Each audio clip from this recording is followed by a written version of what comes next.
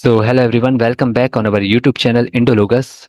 आज का लेक्चर हमारा लेक्चर नंबर 2 रहेगा, एंशिएंट हिस्ट्री सीरीज का। आप सब जानते होंगे अभी हमने हिस्ट्री सीरीज जो है वो चालू करी है। साइमल्टेनियसली हम ज्योग्राफी सीरीज भी रन कर रहे हैं और आपको वो वीडियोस जो हैं वो प्लेलिस्ट में मिल जाएंगे। इससे पहले हम पॉलिटी सीरीज को भी कंप्लीट कर चुके हैं। तो चलिए इस लेक्चर नंबर 2 को शुरू करते हैं हमारी एंशिएंट सीरीज की। एंशिएंट सीरीज है हमारी, फिर इसके बाद एंशिएंट हिस्ट्री के बाद हम मिडाइवल हिस्ट्री को लेंगे, उसके बाद हम मॉडर्न हिस्ट्री को लेंगे। तो देखो, इंडस वैली सिविलाइजेशन की अगर हम बात करें तो इंडस वैली सिविलाइजेशन बोलते हैं या हड़प्पन सिविलाइजेशन बोलते हैं या हम इसको ब्रॉन्ज एज सिविलाइजेशन भी बोलते हैं।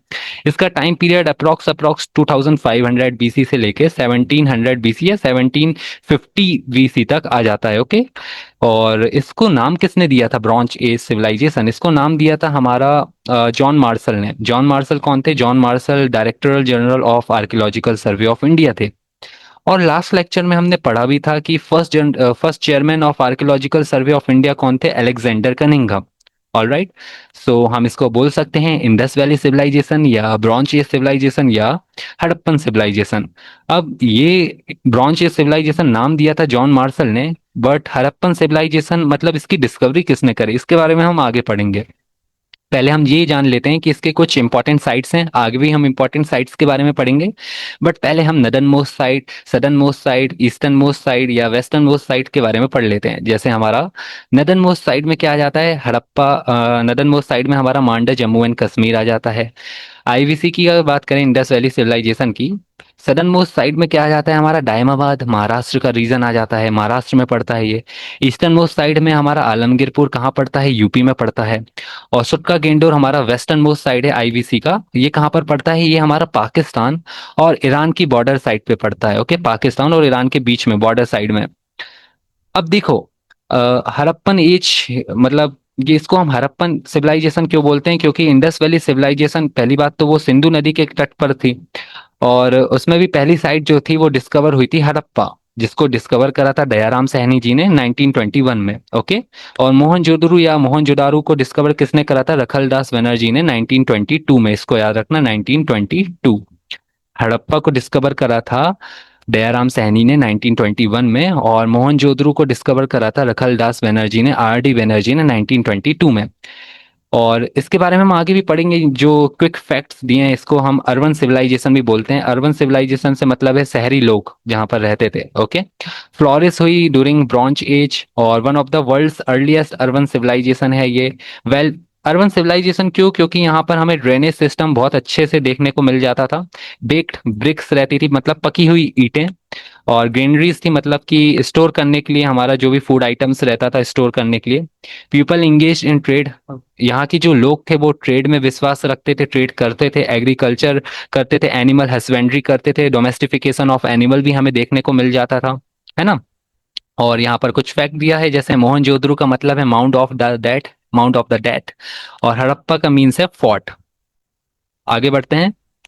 The Indus valley civilisation is also known as Harappan civilisation, ये हम पढ़ चुके हैं। All right. अब आगे कुछ आपको टर्मिनोलॉजीज देखने को मिलेंगी, जैसे टेराकोटा हो गया। टेराकोटा से क्या मतलब है? टेराकोटा मतलब जो मिट्टी, जब हम मिट्टी को पका देते हैं ना, सो मिट्टी पकने के बाद उसको उसको हम बोलते हैं टेराकोटा। ओके। अब टेराकोटा के साथ साथ हम सील्स के बारे में भी पढ़ेंगे आगे, बट कुछ फैक्ट्स जान लेते हैं पहले यहाँ पर। सो हम हड़प्पन सिविलाइजेशन को अर्बन सिविलाइजेशन बोल रहे हैं। अर्बन सिविलाइजेशन इसलिए बोल रहे हैं क्योंकि यहाँ पर हमें कई फीचर्स देखने को मिल जाते हैं। यहाँ के लोग जो हैं वो एग्रीकल्चर करते थे। यहाँ पर एनिमल डोमेस्टिफिकेशन भी होता था। टाउन प्लानिंग बहुत अच्छी थी। टाउन प्लानिंग को हम आगे पढ़ेंगे कि कैसे टाउन जो है वो दो पार्ट्स में डिवाइड थे, है ना। एक हमारा सिटाडेल हो जाता था, अपर टाउन, और एक लोअर टाउन हो जाता था। ड्रेनेज सिस्टम भी बहुत अच्छे से मेंटेन होता था, पानी का बहाव। क्राफ्ट का प्रोडक्शन भी होता था, आगे पढ़ेंगे। और ट्रेड एंड कॉमर्स में ये बिलीव करते थे, है ना। ये ट्रेड किसके साथ करते थे? ट्रेड करते थे ये इराक में। इराक उस समय मेसोपोटामिया के नाम से जाना जाता था, वो उसके साथ ट्रेड करते थे। और यहाँ पर हम देखेंगे एनिमल डोमेस्टिफिकेशन की अगर बात करें तो ऑक्सन का यूज होता था खेती में, है ना। हल चलाने के लिए ऑक्सन का यूज होता था, फॉर फ्लगिंग के लिए।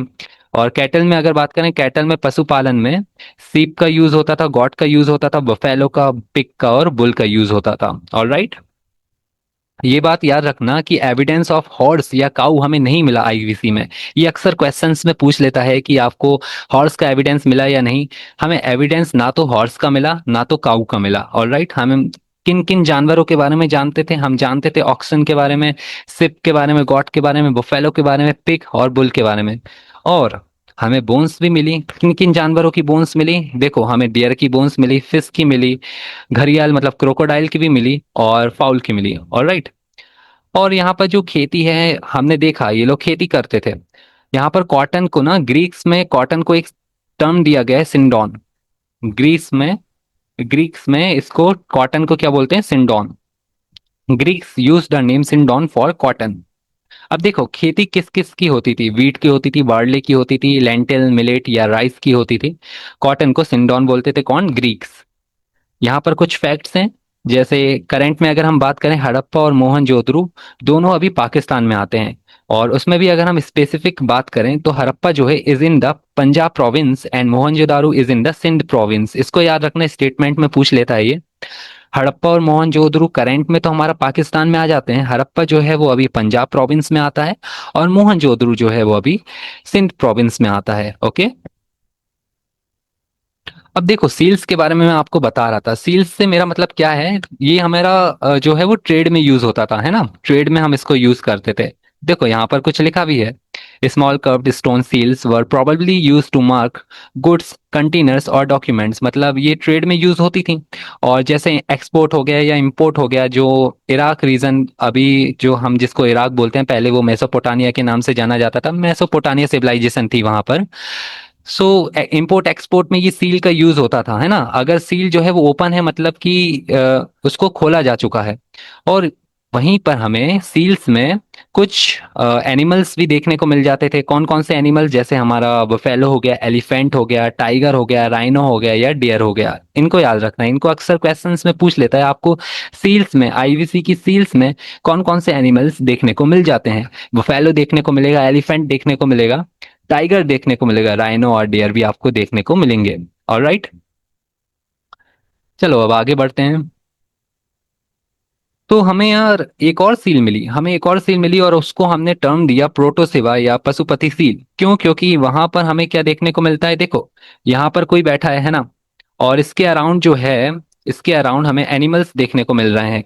कौन कौन से एनिमल्स हैं यहाँ पर? हमें एलिफेंट देखने को मिल रहा है, साथ ही साथ हमको वन हॉर्न राइनो भी देखने को मिल रहा है, डियर भी देखने को मिल रहा है, दो साइड पर है डियर, है ना? और क्या देखने को मिल रहा है हमें? बुफैलो देखने को मिल रहा है, और साथ ही साथ हमें टाइगर देखने को मिल रहा है। तो याद रखना, अक्सर क्वेश्चन में पूछ लेता है पशुपति सील या प्रोटोसिवा जिसको हम बोलते हैं, उसमें कौन कौन से एनिमल्स जो हैं वो देखने को मिल जाते हैं। वहां पर हमें एलिफेंट देखने को मिलेगा, टाइगर देखने को मिलेगा, राइनोसोरस देखने को मिलेगा, बफेलो और टू डियर बिलो मतलब नीचे। मटेरियल देखो, अब ये जो प्रोटोसेवा है या पशुपति सील है, इसके बारे में हम कुछ पढ़ लेते हैं। ऑफ्टन कॉल्ड अ पशुपति और प्रोटोसेवा seal, but this is a modern scholarly interpretation, not a proven identification of सिवा, है ना? प्रूवन आइडेंटिफिकेशन ऑफ सिवा नहीं है, बट मॉडर्न स्कॉलरी इंटरप्रिटेशन है। इंटरप्रिटेट करने के लिए हम इसको यूज कर सकते हैं टर्म, जो हमारा प्रोटोसेवा या पशुपति सील है। और देखो, किस मटेरियल से बना हुआ है? ये स्टीएटाइट से बना हुआ है, जिसको हम सॉफ्ट स्टोन भी बोलते हैं या सॉप स्टोन भी बोलते हैं। कहाँ पर हमें ये मिला था? मोहनजोदड़ो में मिला था, इंडस वैली सिविलाइजेशन के। ऑलराइट। चलो, अब हम मैंने आपको ये बताया, पहले तो मैंने आपको बताया कि सील्स में आपको कौन कौन से एनिमल्स देखने को मिल जाएंगे। अक्सर इस सील के बारे में पूछ लेता है, प्रोटोसिवा के बारे में, उसमें कौन कौन से एनिमल्स आपको देखने को मिल जाएंगे। अब देखो, पोट्री की बात करें अगर हम, पोट्री में हमें ओसीपी देखने को मिलती है। साथ ही साथ पोट्री के बारे में हमने पहले लेक्चर में भी बात करी थी। पोट्री में यहाँ पर हमको क्या देखने को मिलेगा? ऑरेंज कलर पोट्री देखने को मिल जाएगी, और पेंटेड ग्रे वेयर पोट्री जो है वो हमें देखने को मिल जाएगी, है ना? ब्रॉन्ज एज पोट्री इन ट्रेडिशन यूजली ड्रेटेड। ये पूरा जो है वो डेफिनेशन, या हम बोल सकते हैं कुछ एक्स्ट्रा फैक्ट या इन्फॉर्मेशन डिफाइन है। बट आपको याद बस इतना ही रखना है कि ओसीपी ऑरेंज कलर पोट्री हमें देखने को मिल जाती है आईवीसी में, और पेंटेड ग्रे वेयर जो है वो हमें देखने को मिल जाती है। अब जैसे मैंने आपको बताया था, टाउन प्लानिंग बहुत अच्छी थी हड़प्पन सिविलाइजेशन में, है ना। और इसका इंपॉर्टेंट फीचर भी है, वो इसलिए भी क्योंकि टाउन प्लानिंग को दो रीजन में डिवाइड करा गया था। पहला हमारा हो गया था अपर टाउन, जिसको हम सिटाडेल बोलते हैं। दूसरा हमारा हो गया था लोअर टाउन, जिसको हम लोअर टाउन ही बोलते हैं, है ना।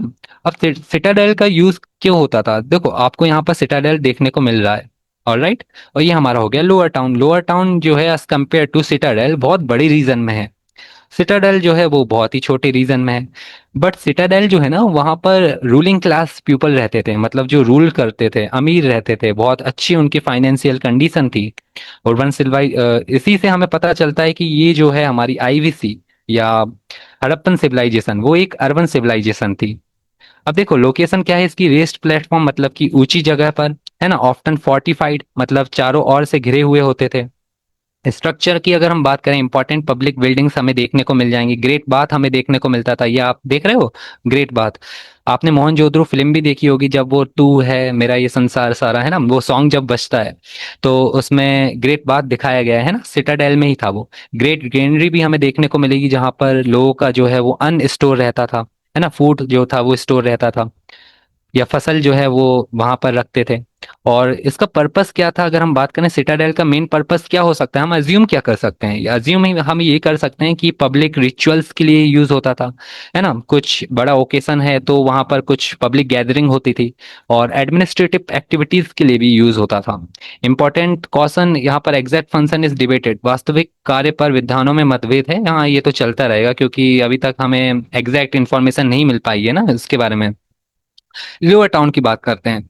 लोअर टाउन में देखेंगे हम कि इम्पोर्टेंट यहाँ पर क्या है, मेन रोल देखो, यहाँ पर रेसिडेंशियल एरिया था, ये एवरीडे इकोनॉमिक लाइफ, आमतौर पर जो आम इंसान है वो रहते थे यहाँ पर। अब यहाँ पर हमको देखो क्या नहीं देखने को मिलेगा, यहाँ पर तो हमें किलाबंदी देखने को मिल रही थी, है ना, चारों तरफ से फोर्टिफाइड था। यहाँ पर हमको देखने को नहीं मिलेगी किलाबंदी। यहाँ पर मैंने आपको पीछे एक और शब्द बताया था कि इंपॉर्टेंट फीचर क्या हो जाएगा हमारा अर्बन सिविलाइजेशन का, कि वहाँ पर टाउन प्लानिंग बहुत अच्छी थी, साथ ही साथ ग्रिड पैटर्न में हमारी रोड्स थी। ग्रिड पैटर्न का मतलब है 90 डिग्री में, देखो यहाँ पर 90 डिग्री में कट कर रही हैं रोड्स, ओके। और हाउसेस, स्ट्रीट्स, वेल्स, ड्रेन्स, मतलब कुएं भी थे हाउस में, यहाँ पर हमें कुआं भी देखने को मिल जाएगा। सो ऐसे हम डिवाइड कर सकते हैं। टाउन प्लानिंग बहुत अच्छी थी, सिटाडेल था एक तरफ, उसको हम अपर टाउन बोलते थे, लोअर टाउन था हमारा। अब आगे हम साइट्स के बारे में पढ़ेंगे, तो आपको याद रखना है कि धोलावीरा जो साइट है, धोलावीरा हमारी करंट में गुजरात में है। धोलावीरा साइट में हमको तीन हिस्सों में वो डिवाइड है। पहला हमारा अपर टाउन तो है, साथ ही साथ वो मिडिल पार्ट भी है उसमें, और फिर लोअर टाउन भी है, ओके। और एक हमारी सिटी हो जाएगी, एक हमारी साइट हो जाएगी, साइट बोलना चाहिए उसे, साइट हो जाएगी चन्हुदारू। चन्हुदारू जो है उसमें सिटी विदाउट सिटाडेल है वो, ओके, सिटी विदाउट सिटाडेल, याद रखना, हम आगे भी पढ़ेंगे। सिटाडेल से मतलब क्या था, elevated public zone. Lower town से मतलब क्या था, wider lived in urban areas. और यहाँ पर हिंदी में डेफिनेशन डिफाइन है।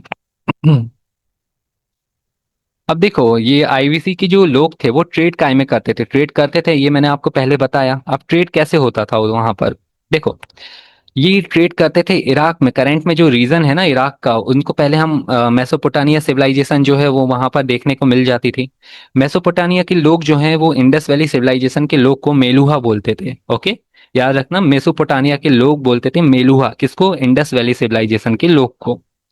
और और अगर हम बात करें कि ये ट्रेड किस में करते थे, ये ट्रेड हमारा करते थे प्रीसियस स्टोन्स में, जैसे हम आगे पढ़ेंगे।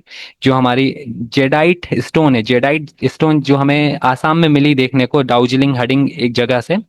और इसके बारे में आपको बता ही देता हूँ।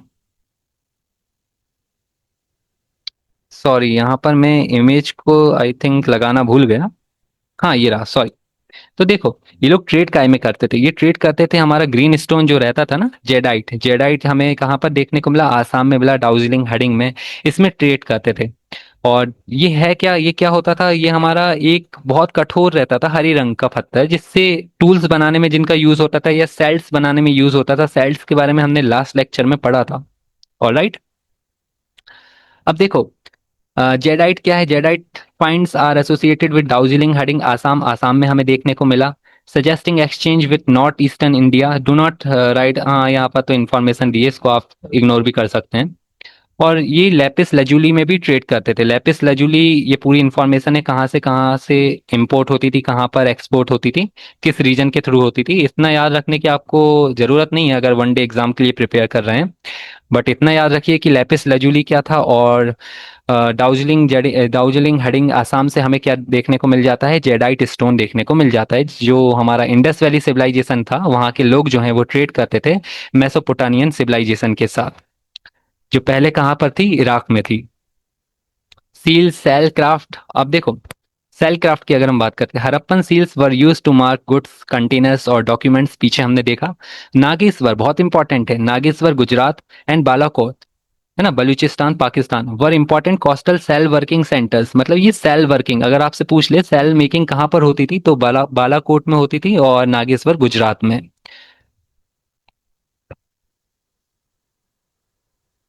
कुछ हमें मूर्तियां भी मिली, बहुत इंपॉर्टेंट मूर्तियां मिली, जैसे हमको मदर गॉडेस देखने को मिली, है ना। मदर गॉडेस किससे बनी थी, ये मटेरियल किस मटेरियल से बनी थी, टेराकोटा से बनी थी। टेराकोटा को हम क्या बोलते हैं, पकी हुई मिट्टी। कहाँ पर मिली है, हमें मिली तो हमें मोहनजोदड़ो में, बट सिमिलर फीचर्स हमें हड़प्पा में भी देखने को मिले।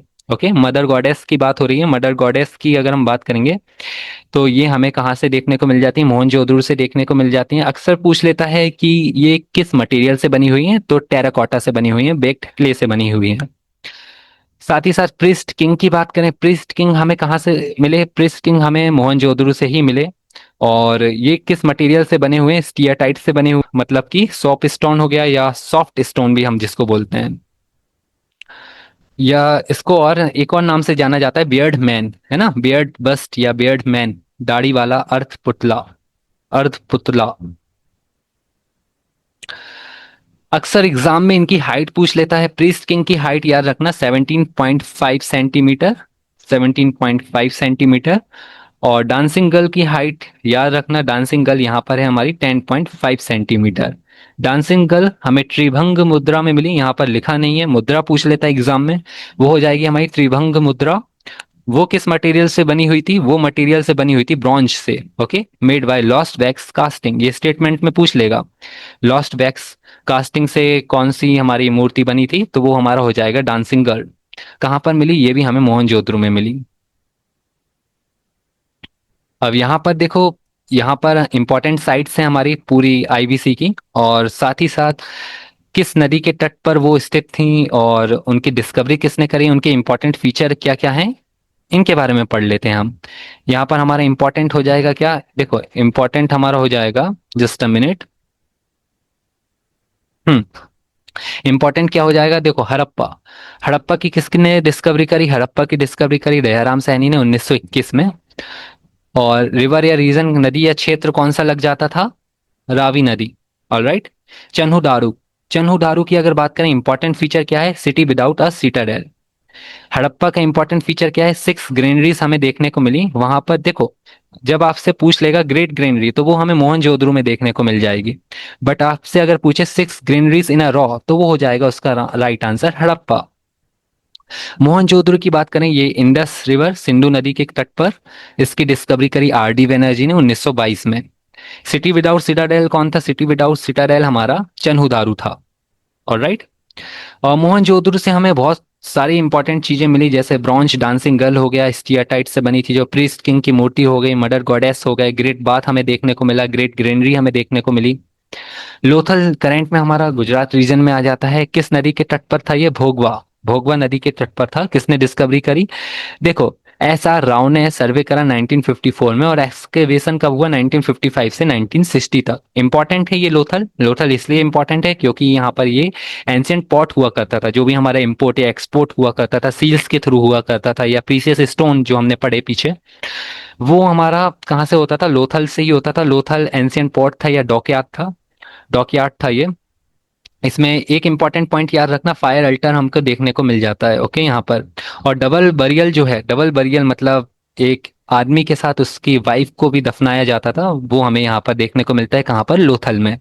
कालीबंगा की बात करें या कालीबंगन की, तो ये हमें कहाँ पर देखने को मिल, ये किस नदी के तट पर था, ये घग्गर नदी के तट पर था। डिस्कवरी इतनी इंपॉर्टेंट नहीं है बट पढ़ लेना। और इसका इंपॉर्टेंट फीचर ये हो जाएगा, राजस्थान में करंट में हमें देखने को मिल जाएगा। ब्लैक बेंगल्स मतलब काली मतलब ब्लैक, और बंगन मतलब बेंगल्स।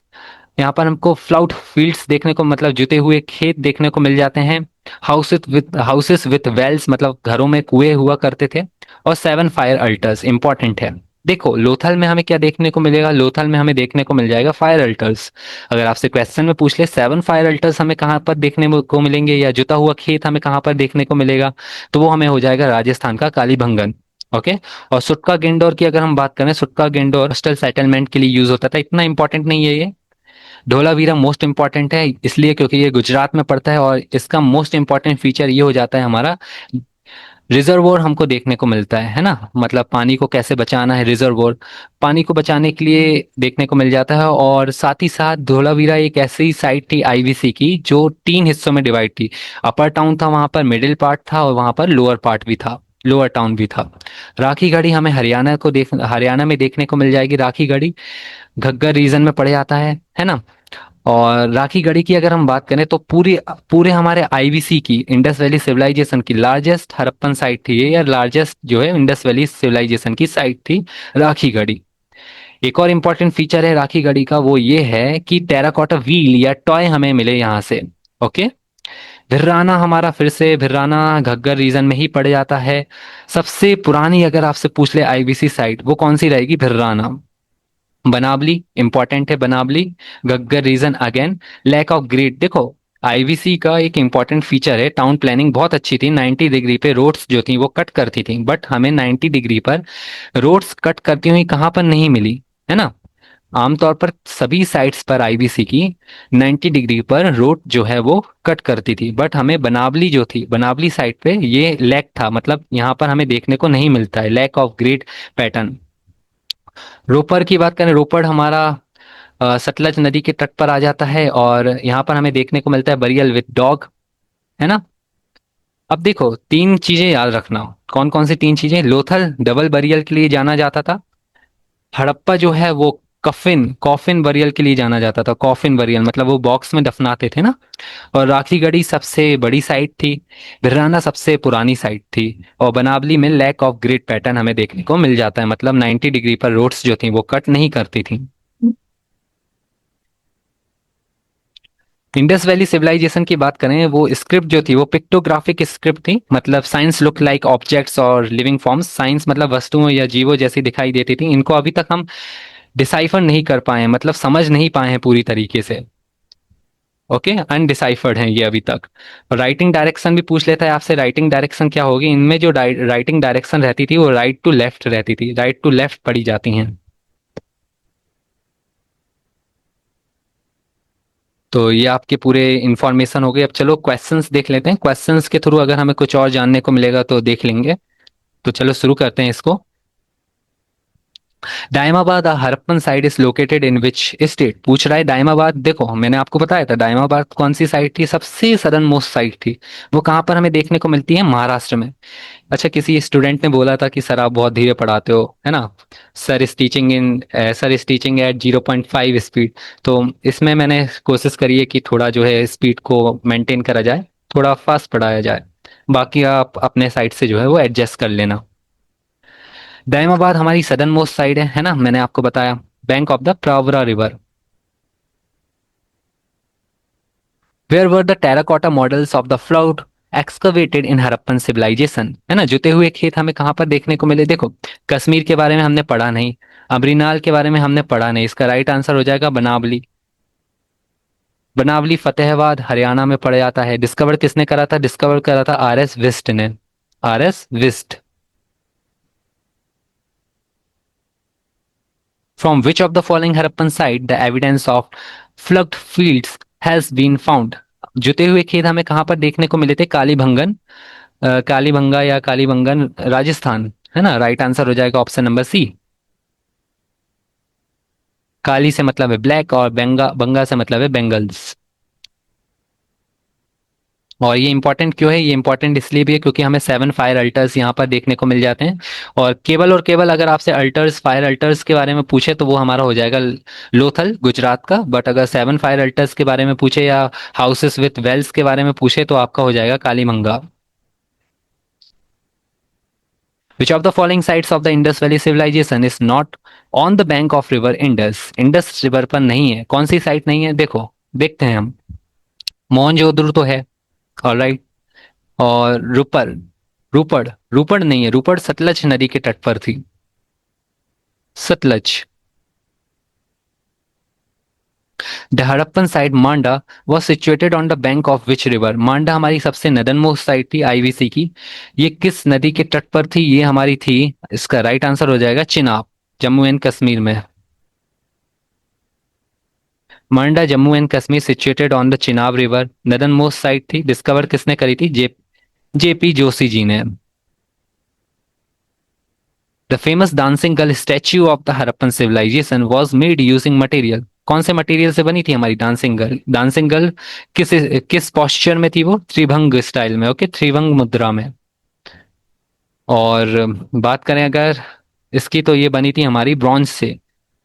कहाँ पर मिली थी हमें? मोहनजोदड़ो से। मोहनजोदड़ो करंट में कहाँ पर है? पाकिस्तान में है। कुछ इंपॉर्टेंट फीचर्स हैं मोहनजोदड़ो के, जैसे ग्रेट ग्रेनरी हो गया, ग्रेट बाथ या डांसिंग गर्ल हो गया। पशुपति सील के बारे में हम पढ़ चुके हैं, है ना, कौन से एनिमल्स से सराउंड करती थी वो। अब हमारे यहाँ पर लेफ्ट साइड में साइट्स दी हैं और राइट साइड में उसके फीचर्स दिए हैं, तो मोहनजोदड़ो हमारा हो जाएगा ग्रेट बाथ, लोथल हमारा क्या हो जाएगा? लोथल पोर्ट हो जाएगा। हड़प्पा दो कालीबंगन फ्लग हो जाएगा, और हड़प्पा हमारा हो जाएगा स्टैच्यू ऑफ अ प्रिस्ट। सो देख लेते हैं इसको, राइट आंसर क्या होगा? लोथल डी हमारा है 2, तो राइट आंसर हो जाएगा ऑप्शन नंबर ए।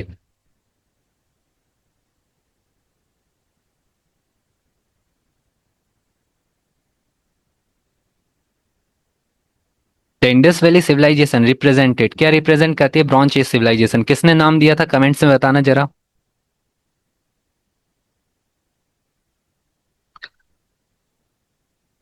अच्छा, एक बात और बताना, हमने जो है वो पहला लेक्चर तो फिनिश कर दिया स्टोन एज। अब मैं यहाँ पर आपसे एक क्वेश्चन पूछता हूँ। क्वेश्चन ये है कि डोमेस्टिफिकेशन ऑफ एनिमल कौन से पीरियड से चालू हुआ था? पैलियोलिथिक, मेसोलिथिक या न्यूलिथिक? कौन से पीरियड से चालू हुआ था हमारा डोमेस्टिफिकेशन ऑफ एनिमल? बताना कमेंट्स में।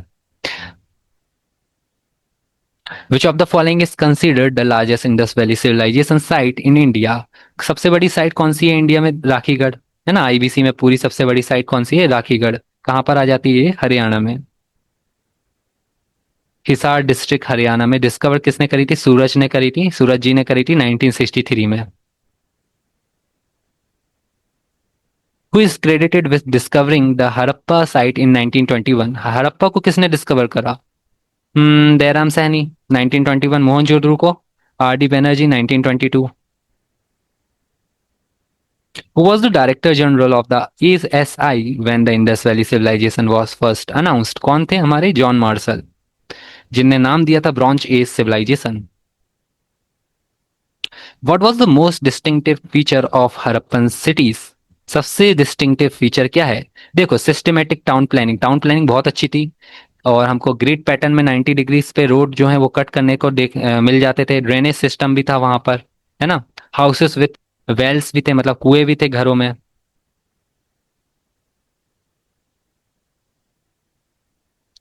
The upper usually fortified part of the Harappan city is called what?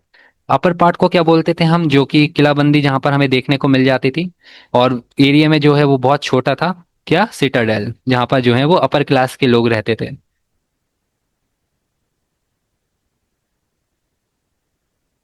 चन्हुदारू, चन्हुदारू हमारा क्या हो जाएगा? Only Indus valley site without citadel. Dholavira, Dholavira हमारा 3 हिस्सों में डिवाइड था, पहला अपर टाउन, दूसरा मिडिल पार्ट, और तीसरा लोअर टाउन या lower part. Khetri mines in Rajasthan were a major source of which metal for the Harappans? ये हमने लास्ट लेक्चर में पढ़ा था। खेतरी माइंस राजस्थान में क्या डिस्कवर हुआ था हमारा? कॉपर। तो फिर कॉपर की डिस्कवरी से हम किसकी ओर बढ़े? ब्रॉन्ज की तरफ बढ़े। Khetri mines source of the copper used to make ornament या ब्रॉन्ज टूल्स, लोकेटेड कहाँ पर? Jhunjhunu district, Rajasthan. Nageshwar and Balakot were specialise centres for the production of what? हमने पढ़ा था नागेश्वर और बालाकोट, है ना, बलूचिस्तान, पाकिस्तान। किस लिए फेमस था? वो फेमस था हमारा सेल ऑब्जेक्ट्स के लिए, shell making, craft making, shell making, the famous statue of the priest king found at Mohenjodaro is made of what? किससे बनी थी वो? सिल्वर से नहीं थी, गोल्ड से नहीं थी, आयरन से नहीं थी, स्टीयाटाइट। और उसकी हाइट क्या थी? कमेंट्स में बताना जरा।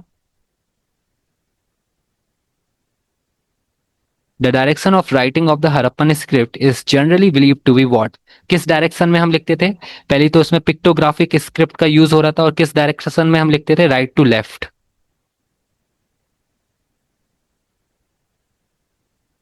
Writing pattern right to left. Nature of Harappan script क्या था? पिक्टोग्राफिक। पिक्टोग्राफिक मतलब वहां पर पिक्चर्स थी एनिमल्स की या और भी ऑब्जेक्ट्स की, है ना। Unicorn most used animal on Harappan. Mohenjodaro film में भी ऋतिक रोशन के सपने में आता था वो एक सिंग वाला। विच of the following animals is not depicted on the Pashupati seal? Pashupati seal में हमें क्या देखने को मिला था?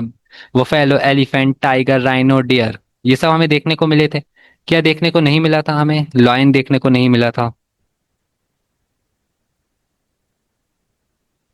The Harappans believe in an after life is suggested by what practice? मतलब वो आफ्टर लाइफ में विश्वास करते थे, जब ही तो जब वो गाड़ते थे, बरियल जब होता था तो उसके साथ साथ उस इंसान ने जीते जी जितने भी सारे ऑब्जेक्ट्स का यूज करा, ऑर्नामेंट्स का यूज करा, उनको भी दफना देते थे, है ना। तो इसका राइट आंसर हो जाएगा the placing of the goods with the death.